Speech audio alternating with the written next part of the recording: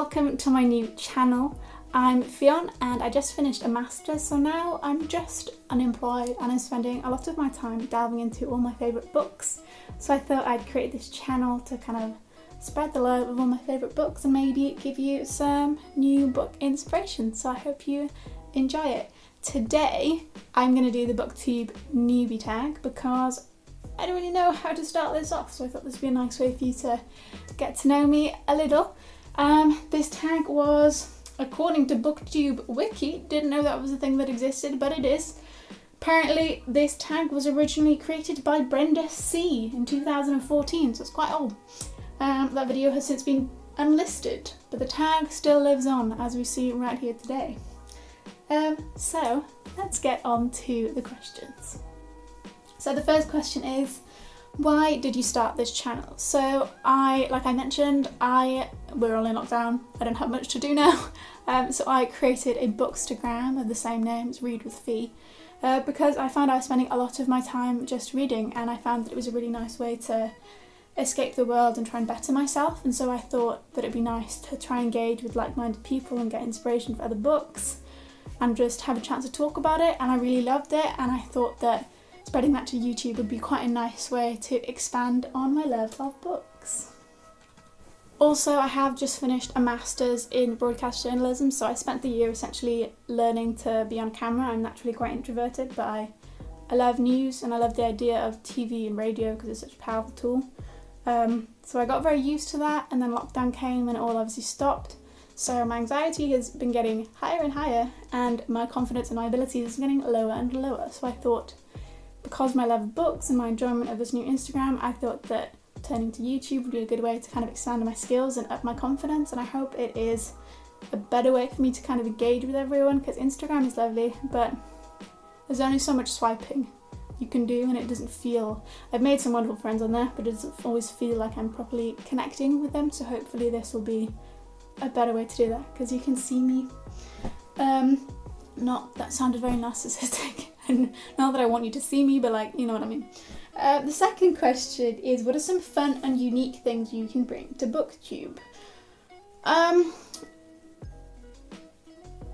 think the main thing that I like to spread on my Instagram account is the importance of reading more inclusively. I avoid saying diverse because I know that Black authors don't like to be called diverse because they're not there to be like your diverse box ticking. They are just Black and they are authors, and that feeds into their experiences. But obviously if we just read white authors, it's kind of boring to just see experiences through that lens. So I like to promote a lot of books by Black authors, Latinx authors, Muslim authors, everything.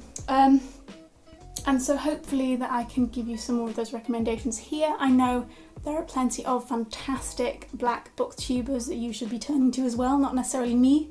They should have more of a voice in this, but the more people promoting inclusive authors, the better, and hopefully I can push some of that onto you too. So that isn't necessarily fully unique, but I think it's very important to bring that aspect, so hopefully, yeah. And I think I'm fun, so maybe that's the fun thing I'll bring to YouTube. I don't know, you're the one to judge. What am I most excited about for this new channel? I don't know, I'm kind of nervous. I guess what I'm most excited about is being able to engage with you all a lot more. And to delve into a different book community. I love Bookstagram and that community that I've gone into and built there. But I think there's a whole different community on here, and it's kind of nice, and people have different skills. I'm also excited to develop my skills and learn all that, get the music and all that, and make it all nice. So yeah, I'm just excited. The more book worlds I'm in, the better. So that's what I'm excited about, I guess. Why do I love reading is the fourth question. This is a hard one because, unlike many people, I don't think of myself as, when I was a kid, I wasn't necessarily the biggest booky person. I was very introverted and I did enjoy books, but I didn't kind of identify as a booky person. I guess I was almost too nervous and anxious a child to kind of identify with anything. But as I've gotten older, I've also not been the most booky person. Like in uni, I did a politics degree and I had a lot of academic readings with that, and I fell out of love with literature because I think I was reading so much in general that I didn't the idea of reading for pleasure didn't really come across my mind that much, so I stopped doing that. But I've always loved it when I've turned to it. It's just a matter of taking the time to turn to it. And so during this lockdown, I just took the plunge to try and read a lot more. And it's been great. I think it's a really good way to engage with the world with other ideas, but inside your own head, which means that you can try and understand things at your own pace, and you're reading to learn just for you, not for other people, not to kind of show off that you know these things. It's just in your head, and it kind of expands on your little library of knowledge in your brain. Also, as a naturally introverted person, it is a very nice way to learn things. You don't have the pressure of other people, you kind of just are with yourself, but also you feel like you're with other people within the books. So it's just a very comforting thing, but also is very fulfilling because it gives you something at the end as well. 5. What book or series got you into reading? Again, I was never like a huge Harry Potter kid when I was younger. I was never hugely like, I don't know, I can't think of like a specific, and I hate that because it feels like it makes me a fraud in the book community. I remember loving Roald Dahl because I'm from Cardiff and Roald Dahl's from Cardiff, so it's kind of a thing. His books were great. I really liked Jacqueline Wilson, but they were also kind of traumatic, and I don't know how that impacted me as a person, but I loved them as a kid. They were kind of like, I don't know, they were great. I loved them. They were so entertaining, but I don't know how that set me up for like reading in the future. I don't know. Looking back on it, they were kind of a bit weird. But I really wish that I was really into like a specific fantasy thing when I was a kid or whatever. I just wasn't. I was an only child. I just watched a lot of TV, which is kind of sad, but that's what happened. At least I found books now. Number 6. What questions would you ask your favourite booktubers? Maybe I would ask them how their relationship with social media and developing like a booktube has impacted their actual reading and what that kind of relationship is. You know what I mean? I really love Ariel Bissett, and she recently took a week off of social media and kind of spoke about how that impacted her reading, and that kind of got me onto that thought of Booktube as a space that encourages you to read more, but also you get obsessive about the social media side, and it kind of, where is that line between engaging with this to get to other booky people, and when does it start to deter you from actually reading? For me now, it is pushing me to read more, but what I'm afraid of is that I'm reading quicker and I'm engaging less with the books because I just want to post about it and get to the next thing and find something to post about, which is not good at all. So right now I've taken a break from novels and I'm currently reading Salt Slow, which is a short story collection, and I'm also reading It's Not About the Burqa, which is an essay collection by a bunch of Muslim women, and it's great. They're both great, and it's kind of a nice different type of book to read, and I would really encourage you all, if you are struggling with that and feel like you're not engaging with your books as much, to take a break, try a different genre, try a different style, see how it is, don't pressure yourself. But yeah, it is difficult. I guess that is an issue generally with the social media age. Yeah, number 7, what challenges do you think starting a booktube channel will be the hardest to overcome? I think consistency may be difficult. One of the reasons that I wanted to do this is because I feel like I have space to push myself further with this, because I do have some skills in editing things for my masters, and I've been a bit quiet recently in the lockdown. I've given myself a chance to indulge in not doing much, partly because of the stress of lockdown. But now I feel like I kind of need to push myself a bit, and hopefully this will allow me to do that. The other thing is, a potential challenge is the balance of doing this and telling myself that I should be doing this and kind of doing extra things and taking time off. I think that's a general challenge that a lot of us has faced during lockdown and working from home, and trying to be ambitious and productive but also taking time for yourself. So I think I want to make sure I keep this as something fun and not just something that I try and use to develop my skills and everything. I want it to be a fun thing that I do because I want to do it, not a work thing. And I just want to use it to find community and friendships and books and just, yeah, try and make it a chill space. I'm generally not naturally chill, so hopefully this video isn't too chaotic, but hopefully I can chill myself. When did I start reading? Who knows? Who knows at that age? I don't know. I don't know, should I ask my mother? Yeah, I don't know. I assume around the normal age. Actually, when I was a kid, I was a nerdy kid, so I think I went up in my like level of reading, like in year 3, I was in like year 5 or whatever. That was great, but that shouldn't boost my ego. I was a kid. But yeah, I don't know, maybe back then I was also not fully engaging with the books I read. But yeah, I don't, do you guys know when you started reading? I don't know. I don't know. Also, when does it go from like somebody reading to you reading? When does it count? Especially with audiobooks now. I don't know. Yeah, I don't know. That's a silly question. I don't know. What's that going to tell you about me?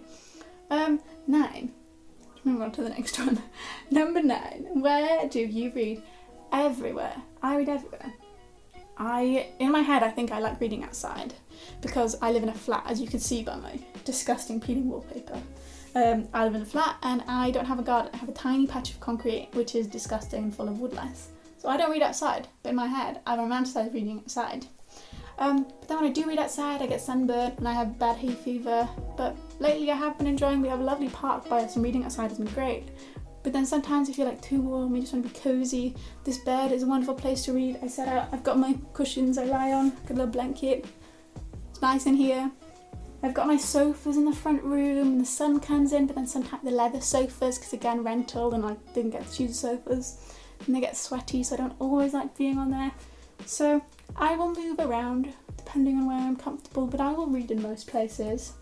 But yeah, I do. Some people just like reading in their homes. I do generally like reading out and around people.